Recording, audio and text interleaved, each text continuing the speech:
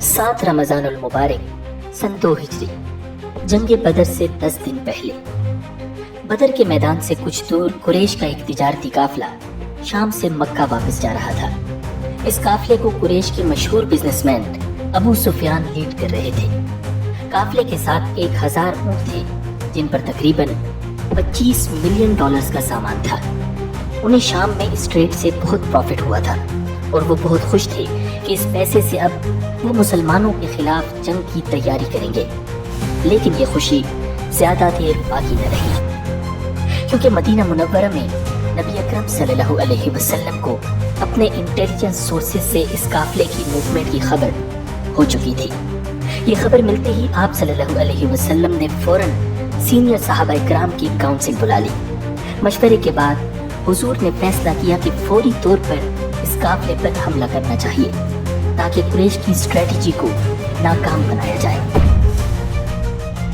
12 रमजान मुबारक जंग से 5 दिन पहले हुजूर सल्लल्लाहु अलैहि वसल्लम 300 के लगभग सहाबा किराम के साथ कुरैश के काफिले की डायरेक्शन में रवाना हो गए। क्योंकि हुजूर का इरादा किसी बाकायदा जंग का नहीं था, इसलिए पूरे लश्कर में सिर्फ 2 घोड़े और 70 ऊँट थे और मुसलमानों के पास वेपन्स भी बहुत कम थे। हुजूर अपने लश्कर के साथ तेजी से फासला तय करते जा रहे थे। वो जल्द अज जल्द कुरैश के काफिले तक पहुंचना चाहते थे, लेकिन अल्लाह रब्बुल इज्जत को कुछ और ही मंजूर था। अबू सुफियान जब बदर के करीब पहुंचे तो वहां उन्हें एक शख्स मिला। उन्होंने पूछा कि तुमने इर्द गिर्द कोई अजीब एक्टिविटी तो नहीं देखी? उसने कहा, मैंने रूटीन से हट कर तो कुछ नहीं देखा। हाँ, अलबत्ता 2 ऊँट सवार देखे हैं जिन्होंने टीले के पास अपने जानवर बिठाए हुए थे। फिर उन्होंने मशकीज़े में पानी भरा और निकल गए। अबू सुफियान के दिमाग में खतरे की घंटी बजने लगी। वो फौरन उस जगह पहुंचे। उनके ऊँट की मेंगनियां उठाकर तोड़ी तो उसमें से खजूर की गुठली निकली। अबू सुफियान ने कहा, खुदा की कसम, ये यस्रिब का चारा है। वो समझ चुके थे कि किसी भी वक्त मुसलमान उन पर हमला कर सकते हैं। उन्होंने फौरन काफिले का रास्ता बदलकर साहिल की तरफ कर लिया और साथ ही एक आदमी को तेजी से मक्का की तरफ रवाना कर दिया। उस आदमी को ये इंस्ट्रक्शंस थी कि फौरन मक्का पहुंचे और कुरैश के लीडर्स को मुसलमानों के इस अटैक के बारे में बताए। तकरीबन 2 दिन बाद वो शख्स मक्का पहुंच गया। मक्का की वादी के दरमियान में पहुंचकर उसने पुकारा, ए कुरैश, अपने तिजारती काफिले की खबर लो। तुम्हारा जो मालो दौलत अबू सुफियान लेकर आ रहे हैं, उस पर मोहम्मद हमला करने वाले हैं। जल्दी मदद को पहुंचो। ये सुनते ही पूरे मक्का में खौफ व हरास फैल गया। मक्का के ज्यादातर लोगों ने उस ट्रेड में इन्वेस्ट कर रखा था, इसीलिए सभी परेशान थे कि अब उनकी इन्वेस्टमेंट का क्या बनेगा। और सिर्फ इन्वेस्टमेंट का नहीं, बल्कि ये उनकी इज्जत का मसला था। वो मुसलमानों से शदीद नफरत करते थे और उनके ख्याल में ये मौका था कि मुसलमानों को सबक सिखाया जाए। कबीले के बड़े लीडर्स अबू जहल, उमैया बिन खल्फ और उत्बा बिन रबिया वगैरह फौरन इकट्ठे हुए। फैसला हुआ कि पूरी तौर पर लश्कर तैयार किया जाए और मुसलमानों पर हमला कर दिया जाए। पूरे मक्का में जोरों शोर से जंग की तैयारी शुरू हो चुकी थी और देखते ही देखते तकरीबन 1300 मुसल्लह अफराद का एक लश्कर, जिनमें 200 घुड़सवार और 700 ऊँट सवार थे, मुसलमानों से मुकाबले के लिए निकल खड़ा हुआ। लश्कर का सालार अबू जहल था। दूसरी तरफ मुसलमानों का लश्कर तेजी से सफर करता हुआ आगे बढ़ रहा था। रूहा के मकाम पर पहुंचकर नबी अकरम सल्लल्लाहु अलैहि वसल्लम ने पड़ाव डाला और लश्कर को रीऑर्गेनाइज किया। मुजाहिदीन को 2 ग्रुप्स में डिवाइड कर दिया गया, एक डिवीजन अंसार की और दूसरी मुहाजिरीन की। अंसार के कमांडर हजरत साद बिन मुआज रज़ियल्लाहु ताला अन्हु थे और मुजाहिदीन के कमांडर थे शेर खुदा हजरत अली करमल्लाहु वजहुल करीम और कमांडर इन चीफ थे खुद जनाब रसूलुल्लाह सल्लल्लाहु अलैहि वसल्लम। इस्लामी लश्कर फिर से अपनी मंजिल की जानिब रवाना हो गया। आप सल्लल्लाहु अलैहि वसल्लम वादी ज़फ़रान से गुजर रहे थे कि आपको खबर मिली तिजारती काफिला बचकर निकल गया है और कुरैश का जंगी लश्कर पूरी तैयारी के साथ मुसलमानों पर हमले के लिए उनकी तरफ बढ़ रहा है। सिचुएशन बहुत खतरनाक हो चुकी थी। 313 मुसलमान जिनके पास जंगी हथियार भी बहुत कम थे, अब 1000 से ज्यादा ट्रेंड कुरैशी जंगजुओं के मुकाबले पर थे। हुजूर सल्लल्लाहु अलैहि वसल्लम ने हंगामी तौर पर मुजाहिदीन के कमांडर्स का इजलास बुला लिया और उनसे मशवरा लिया। मुहाजिरीन की तरफ से हजरत अबू बकर, हजरत उमर और हजरत मिक़दाद रज़ियल्लाहु ताला अन्हु उठे और फरमाया, या रसूलल्लाह सल्लल्लाहु अलैहि वसल्लम, हम आपके साथ हैं, आखिरी दम तक लड़ेंगे। अंसार की तरफ से हजरत साद बिन मुआज़ रज़ियल्लाहु ताला अन्हु खड़े हुए और फरमाया, अल्लाह के रसूल, हम तो आप पर ईमान लाए हैं और गवाही दे चुके हैं कि हर हाल में आपका हुक्म मानेंगे। अल्लाह की कसम, अगर आप हमें साथ लेकर समंदर में कूदना चाहें तो हम उसमें भी कूद पड़ेंगे। ये सुनकर आप सल्लल्लाहु अलैहि वसल्लम के चेहरे पर खुशी के आसार जाहिर हुए और आपने फरमाया, अब उठो और खुशी खुशी चलो। अल्लाह रब्बुल इज्जत ने मुझसे ये वादा फरमाया है कि वो हमें फतह जरूर देगा। दूसरी तरफ कुरैश का लश्कर भी निहायत शान और शौकत के साथ बदर की तरफ चला जा रहा था। औरतें तख्त बजा रही थी, लात और उस्सा के नारे बुलंद हो रहे थे। कुरैश को अपनी ताकत पर बहुत गुरूर था। उन्हें यकीन था कि इस जंग में वो मुसलमानों को हमेशा के लिए खत्म कर देंगे। कुरैश का ये लश्कर जुहफा के इलाके में पहुंचा तो वहां उन्हें अबू सुफियान का एक नया पैगाम मिला, जिसमें कहा गया था कि आप लोग अपने लोगों और माल को बचाने के लिए निकले थे, वो अब महफूज है, आप लोग वापस चले जाएं। ये पैगाम सुनकर बहुत से सरदारों ने कहा कि जंग की जरूरत नहीं, हमें वापस जाना चाहिए, हमारा काफिला तो सेफ है। लेकिन अबू जहल खड़ा हो गया और बहुत गुरूर से बोला, खुदा की कसम, हम ऐसे वापस नहीं जाएंगे, बल्कि हम बदर में 3 दिन तक रुकेंगे। वहाँ ऊँट खाएंगे, शराब पिएंगे, गाने सुनेंगे और जश्न मनाएंगे। पूरे अरब पर हमारी धाक बैठ जाएगी। लश्कर में मौजूद अखनस बिन शुरैक एक समझदार सरदार था। वो बनु ज़हरा के 300 लोगों को लेकर वापस चला गया और बाकी 1000 का लश्कर अबू जहल की कमांड में आगे चल पड़ा। अबू जहल का ख्याल था कि मुसलमान डर कर भाग चुके हैं। उसे क्या खबर थी कि आगे रसूलुल्लाह सल्लल्लाहु अलैहि वसल्लम अपने जानिसार सहाबा किराम के साथ उसके इंतजार में है। हुजूर का लश्कर बदर के करीब पहुंच चुका था। आपने आगे के हालात पता करने के लिए एक जासूसी स्क्वाड रवाना किया, जिसे हजरत अली हेड कर रहे थे। ये लोग सीधा बदर के चश्मे पर पहुंचे।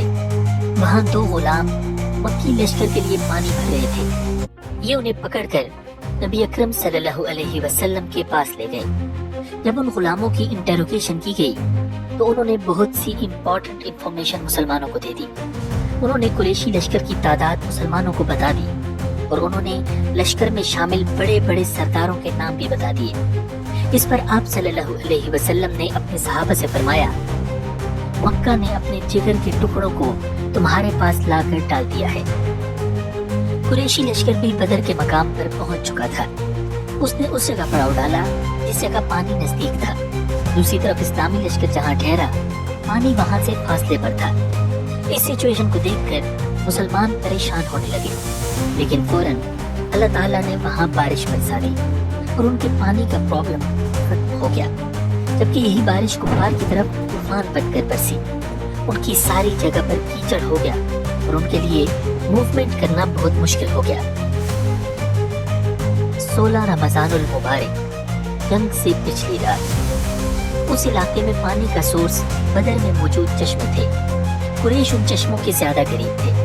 जंग में ये बहुत इम्पोर्टेंट फैक्टर होना था कि पानी पर किसका कंट्रोल है। नबी अकरम सल्लल्लाहु अलैहि वसल्लम ने फैसला किया कि सुबह तक इंतजार करने के बजाय रात में ही पानी की तरफ मूव करना चाहिए। अंधेरा होते ही आप सल्लल्लाहु अलैहि वसल्लम ने लश्कर को हरकत दी और इशा के वक्त आप बदर के पहले चश्मे तक पहुंच गए और वहां पड़ाव डाल दिया। इस मौके पर हज़रत हब्बाब बिन मंजर रज़ियल्लाहु ताला अन्हु ने आप सल्लल्लाहु अलैहि वसल्लम से दरियाफ्त किया, या रसूलल्लाह, क्या इस मकाम पर आप अल्लाह के हुक्म से रुके हैं या ये सिर्फ एक जंगी स्ट्रेटजी है? आप सल्लल्लाहु अलैहि वसल्लम ने फरमाया, स्ट्रेटजी के तौर पर। उन्होंने कहा, ये मुनासिब जगह नहीं, آپ آگے تشریف لے چلیں اور قریش کے سب سے قریب جو چشمہ ہو اس پر پڑاؤ ڈالیں، پھر ہم پچھلے سب چشمے بند کر دیں گے اور اپنے چشمے پر حوض بنا کر پانی بھر لیں گے۔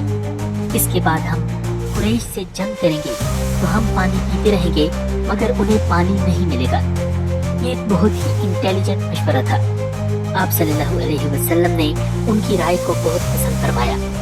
اس کے بعد آپ لشکر سمیت اٹھے اور کوئی آدھی رات گئے دشمن کے سب سے قریب ترین چشمے پر پہنچ کر پڑاؤ ڈال دیا۔ پھر صحابہ کرام نے حوض بنایا اور باقی تمام چشموں کو بند کر دیا گیا۔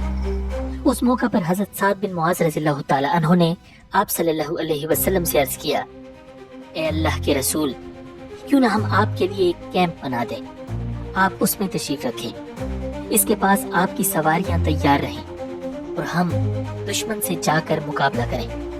آپ صلی اللہ علیہ وسلم نے ان کا مشورہ قبول فرمایا۔ آپ صلی اللہ علیہ وسلم کے لیے صاحبان نما کیمپ بنایا گیا۔ یہ ایک اونچے ٹیلے پر بنایا گیا تھا۔ اس جگہ سے آپ صلی اللہ علیہ وسلم پورے میدان جنگ کو دیکھ سکتے تھے۔ حضور صلی اللہ علیہ وسلم نے وہیں قیام فرمایا۔ صحابہ نے پوچھا، آپ کے ساتھ یہاں کون رہے گا تاکہ مشرکوں میں سے کوئی آپ کے قریب نہ آ سکے؟ حضرت علی رضی اللہ تعالیٰ عنہ فرماتے ہیں کہ یہ سن کر ہم میں سے ابو بکر صدیق آگے بڑھے اور اپنی تلوار کا سایہ آپ صلی اللہ علیہ وسلم کے سر پر کرتے ہوئے بولے، جو شخص بھی آپ کی طرف بڑھنے کی جرت کرے گا اسے پہلے اس تلوار سے نمٹنا ہوگا۔ اس کے بعد حضور صلی اللہ علیہ وسلم نے کچھ مشرکوں کے نام لے کر فرمایا کہ فلاں اس جگہ قتل ہوگا، فلاں اس جگہ قتل ہوگا۔ حضرت انس بن مالک رضی اللہ تعالیٰ عنہ فرماتے ہیں کہ جن لوگوں کے نام لے کر حضور صلی اللہ علیہ وسلم نے فرمایا تھا کہ اس جگہ قتل ہوگا، وہ بالکل وہیں قتل ہوئے، ایک انچ بھی ادھر ادھر پڑے نہیں پائے گئے۔ ہلکی ہلکی بوندا باندی ہو رہی تھی۔ وہیں ایک درخت کے پاس آپ صلی اللہ علیہ وسلم اور مسلمانوں کے لشکر نے رات گزار دی۔ یاد کرو جب اللہ تم پر سے گھبراہٹ دور کرنے کے لیے اپنے حکم سے تم پر نیند طاری کر رہا تھا اور تم پر آسمان سے پانی برسا رہا تھا تاکہ اس کے ذریعے تمہیں پاک کرے، تم سے شیطان کی گندگی دور کرے، تمہارے دل مضبوط کر دے اور تمہارے قدم جما دے۔ 17 رمضان المبارک مقابلے کا دن، صبح کا وقت تھا۔ سورج کی پہلی کرنیں بدر کے ریتیلے میدان پر پڑ رہی تھی۔ دونوں فوجیں آمنے سامنے کھڑی تھی، ایک طرف 313 مسلمان اور دوسری طرف 1000 قریش۔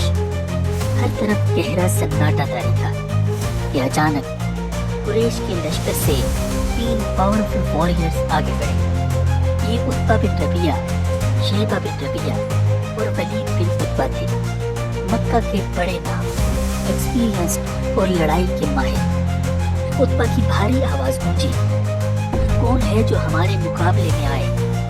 یہ سنتے ہی مدینہ کے 3 انصاری جوان حضرت عوف، حضرت معوذ اور عبداللہ بن رواحہ رضی اللہ تعالیٰ عنہ میدان میں آ گئے۔ قریشیوں نے کہا، تم کون ہو؟ انہوں نے کہا، ہم انصار سے ہیں۔ عتبہ نے حقارت سے کہا، ہمیں تم میں کوئی انٹرسٹ نہیں، ہمیں تو ہماری قوم کے لوگ چاہیے۔ پھر اس نے اونچی آواز میں کہا، محمد، ہمارے پاس ہمارے لیول کے لوگ بھیجو۔ یہ سن کر نبی اکرم صلی اللہ علیہ وسلم نے لشکر کی طرف رخ کیا اور فرمایا، علی اٹھو، حمزہ اٹھیے، عبیدہ بن حارث اٹھو۔ تینوں مجاہد آگے بڑھے، ان کے چہرے ایمان کے نور سے چمک رہے تھے۔ میدان میں سناٹا گہرا ہو چکا تھا، ہر کوئی دیکھ رہا تھا کہ کیا ہونے والا ہے۔ کہ اچانک بجلی کی طرح حضرت حمزہ رضی اللہ تعالیٰ عنہ نے اپنے اپوننٹ شیبہ پر تلوار کا زبردست اٹیک کیا اور لمحوں میں اسے خاک و خون میں تڑپتا چھوڑ دیا۔ اسی وقت حضرت علی رضی اللہ تعالیٰ عنہ نے ولید پر اٹیک کر دیا۔ دونوں کی تلواریں ٹکرائیں، چنگاریاں نکلیں، مگر حضرت علی رضی اللہ تعالیٰ عنہ کی تلوار کے آگے ولید نہ ٹھہر سکا۔ ایک ہی بار میں وہ زمین پر گر چکا تھا۔ دوسری طرف حضرت عبیدہ اور عتبہ ایک دوسرے پر اٹیکس کر رہے تھے۔ عتبہ کا وار لگا اور حضرت عبیدہ رضی اللہ تعالیٰ عنہ زخمی ہو کر گر گئے، لیکن اس سے پہلے کہ قریش خوشی مناتے، حضرت علی اور حضرت حمزہ جھپٹے اور عتبہ کو کہیں ختم کر دیا۔ حضرت عبیدہ کو زخمی حالت میں لشکر میں واپس لے جایا گیا۔ ان کے چہرے پر ایک اطمینان بھری مسکراہٹ تھی۔ وہ جانتے تھے کہ اللہ تعالیٰ نے انہیں اپنی راہ میں قبول کر لیا ہے۔ پہلے راؤنڈ میں پوری طرح شکست کھانے کی وجہ سے قریشی لشکر میں خوف کی ایک لہر دوڑ چکی تھی۔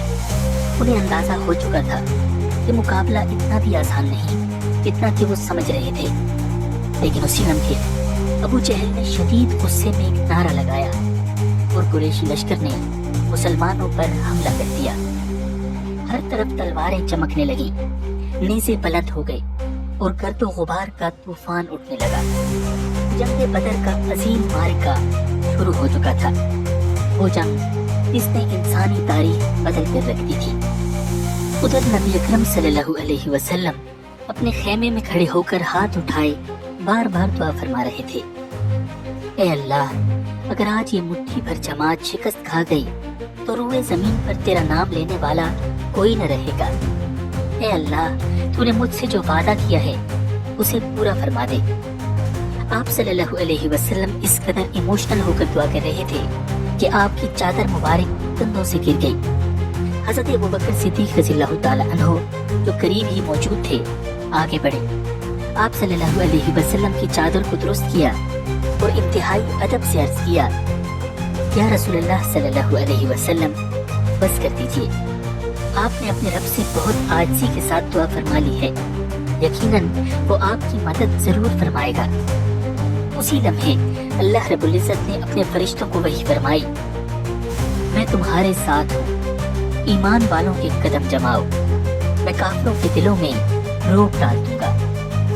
پھر اللہ تعالیٰ نے نبی اکرم صلی اللہ علیہ وسلم کو خبر دی، میں تمہاری مدد کے لیے 1000 فرشتوں کو بھیجنے والا ہوں جو لگاتار آئیں گے۔ نبی اکرم صلی اللہ علیہ وسلم پر ایک ہلکی سی اونگ طاری ہوئی۔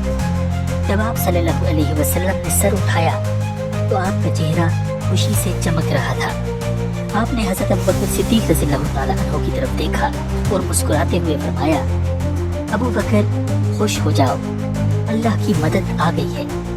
یہ جبریل ہے، گرد و غبار میں لپٹے ہوئے، اپنے گھوڑے کی لگام تھامے ہوئے زمین پر اتر چکے ہیں۔ اب نبی اکرم صلی اللہ علیہ وسلم کیمپ سے باہر تشریف لائے۔ آپ صلی اللہ علیہ وسلم نے شیلڈ پہن رکھی تھی اور آپ صلی اللہ علیہ وسلم بہت ہی انرجیٹک انداز میں آگے بڑھ رہے تھے اور بلند آواز میں فرما رہے تھے، سَيُهْزَمُ الْجَمْعُ وَيُوَلُّونَ الدُّبُرَ، بہت جلد یہ گروپ شکست کھا جائے گا اور پھر پیٹ پھیر کر بھاگے گا۔ آپ صلی اللہ علیہ وسلم نے زمین سے ایک مٹھی پر مٹی لی اور قریش کی لشکر کی طرف رخ کر کے پکارا، شاہد الوجوہ، چہرے بگڑ جائیں، اور پھر وہ مٹی کفار کی طرف پھینک دی۔ موجزہ یہ تھا کہ مشرکین میں کوئی بھی ایسا نہ تھا جس کی آنکھ، ناک یا منہ میں اس مٹی کے ذرے نہ گئے ہوں۔ وہ سب گھبرا کر اپنی آنکھیں ملنے لگے اور کچھ لمحوں کے لیے اندھے سے ہو گئے۔ اسی موقع کے بارے میں اللہ تعالیٰ نے قرآن میں ارشاد فرمایا، جب آپ نے وہ مٹی پھینکی تو حقیقت میں آپ نے نہیں پھینکی بلکہ اللہ نے پھینکی تھی۔ یہ وہ مومنٹ تھا جب مشرکین کے دلوں پر خوف طاری ہو چکا تھا اور ان کی صفیں بکھرنے لگی تھی۔ اب نبی اکرم صلی اللہ علیہ وسلم نے للکار کر اپنے جانثاروں کو کاؤنٹر اٹیک کا آرڈر دیا اور فرمایا، اس ذات کی قسم جس کے ہاتھ میں محمد کی جان ہے، جو بھی اللہ کی رضا کے لیے ڈٹ کر دشمن سے لڑے گا اور شہید ہوگا، اللہ اسے ضرور جنت میں داخل کرے گا۔ یہ سننا تھا کہ صحابہ کفار پر ٹوٹ پڑے۔ کفار کی صفوں میں افراتفری پھیل چکی تھی، میدان میں جنگ شدت اختیار کر چکی تھی۔ اسی دوران دو جنگ انصاری لڑکے معاذ بن عمر اور معوذ بن افرا رضی اللہ تعالیٰ عنہم حضرت عبد الرحمن بن عوف رضی اللہ تعالیٰ عنہ کے قریب آئے اور سرگوشی میں پوچھا، چچا، ابو جہل کہاں ہے؟ حضرت عبد الرحمن حیران ہوئے اور بولے، تمہیں ابو جہل سے کیا کام؟ وہ تو لشکر کا سب سے بڑا سردار ہے۔ دونوں کم عمر مجاہد بولے، ہم نے سنا ہے کہ وہ اللہ کے رسول کو سب سے زیادہ تکلیف دیتا تھا۔ آج ہم اسے انجام تک پہنچائیں گے۔ جو ہی ابو جہل ان کے سامنے آیا، حضرت عبد الرحمن رضی اللہ تعالیٰ عنہ نے فوراً اس کی طرف اشارہ کرتے ہوئے کہا، وہ رہا تمہارا شکار۔ یہ سنتے ہی وہ دونوں اپنی تلواریں تھامے بجلی کی طرح لپکے اور ابو جہل پر اٹیک کر دیا۔ انہوں نے اس پر تلوار کے ایسے وار کیے کہ اس کی ٹانگ کٹ گئی اور وہ زمین پر گر پڑا۔ ابو جہل شدید زخمی ہو چکا تھا، لیکن اچانک اس کا بیٹا اکرمہ وہاں پہنچ گیا۔ وہ اپنے باپ کو بچانے کے لیے جھپٹا اور معاذ بن عمر کے کندھے پر ایسی زوردار تلوار ماری کہ ان کا بازو کٹ کر جسم سے لٹک گیا۔ معاذ اس زخمی بازو کے ساتھ لڑتے رہے، مگر اس طرح لٹکے ہوئے بازو کے ساتھ لڑنا مشکل ہو رہا تھا۔ پھر انہوں نے ایک عجیب کام کیا۔ انہوں نے اس بازو کو اپنے پاؤں کے نیچے رکھا اور زور سے کھینچ کر جسم سے الگ کر دیا۔ کچھ دیر بعد حضرت عبداللہ بن مسعود رضی اللہ تعالیٰ عنہ ابو جہل کے قریب پہنچے۔ وہ زخمی حالت میں پڑا آخری سانسیں لے رہا تھا۔ اس نے پوچھا، آج کی جنگ کون جیتا؟ حضرت عبداللہ بن مسعود رضی اللہ تعالیٰ عنہ نے فرمایا، اللہ اور اس کے رسول۔ پھر حضرت عبداللہ بن مسعود نے اس کے سینے پر قدم رکھا۔ وہ غرایا، اے بکریاں چرانے والے، تو آج بہت اونچی جگہ پر چڑھ گیا ہے۔ حضرت عبداللہ بن مسعود نے کہا، اے اللہ کے دشمن، آج اللہ نے تجھے ذلیل کر دیا ہے۔ اور پھر انہوں نے اس کا کام تمام کر دیا۔ یوں قریش کا سب سے بڑا سردار عبرت کا نشان بن چکا تھا۔ جنگ ابھی بھی زور و شور سے جاری تھی کہ اچانک کفار خود بخود ہی کٹ کٹ کر گرنے لگے۔ یہ منظر بہت خوفناک تھا۔ اب کفار پینک کر چکے تھے۔ انہیں سمجھ ہی نہیں آ رہی تھی کہ ان کے ساتھ ہو کیا رہا ہے۔ ان کے فوجی اچانک کٹ کر گر جاتے، مگر پتہ ہی نہ چلتا کہ تلوار کس نے چلائی۔ وہ ادھر ادھر دیکھتے، مگر وہاں کوئی نہ ہوتا۔ دراصل یہ فرشتوں کی فوج تھی جو اللہ کے حکم سے مسلمانوں کی مدد کے لیے جنگ میں شامل ہو چکے تھے۔ کہا جاتا ہے کہ جنگ بدر میں ابلیس خود بھی موجود تھا۔ وہ ایک سردار سراقہ بن مالک کی شکل میں مشرکین کے لشکر میں شامل تھا، لیکن جو ہی اس نے جبریل علیہ السلام اور ان کے ساتھیوں کو گھوڑوں پر اٹیک کرتے دیکھا تو وہ بہت ڈر گیا اور اچانک میدان جنگ سے بھاگنے لگا۔ اسے یوں بھاگتے دیکھ کر حارث بن ہشام نامی ایک آدمی نے اس کا رستہ روکا اور حیرت سے پوچھا، سراقہ، تم کہاں جا رہے ہو؟ کیا تم نے ہمیں یہ نہیں کہا تھا کہ تم ہمارے ساتھ ہو اور ہمیں اکیلا نہیں چھوڑو گے؟ ابلیس نے جواب دیا، میں وہ چیز دیکھ رہا ہوں جو تم نہیں دیکھ سکتے۔ مجھے اللہ سے ڈر لگتا ہے اور اللہ سخت عذاب دینے والا ہے۔ یہ کہہ کر اس نے حارث کو دھکا دیا اور تیزی سے بھاگ کر سمندر کی طرف فرار ہو گیا۔ شام کی سرخی آسمان پر پھیل چکی تھی، جنگ ختم ہو چکی تھی اور میدان بدر میں ایک عجیب خاموشی چھائی ہوئی تھی۔ مشرکین کا لشکر میدان چھوڑ کر بھاگ گیا تھا۔ 70 قریشی قتل ہوئے تھے اور 70 ہی گرفتار کر لیے گئے تھے۔ ابو جہل جو اسلام کو مٹانے کے لیے نکلا تھا، اب زمین پر بے جان پڑا تھا۔ عتبہ، شیبہ، ولید اور امیہ بن خلف جیسے بڑے بڑے سردار بھی اپنے انجام کو پہنچ چکے تھے۔ نبی اکرم صلی اللہ علیہ وسلم نے صحابہ کو حکم دیا کہ قریش کی ڈیڈ باڈیز کو ایک کنویں میں ڈال دیا جائے۔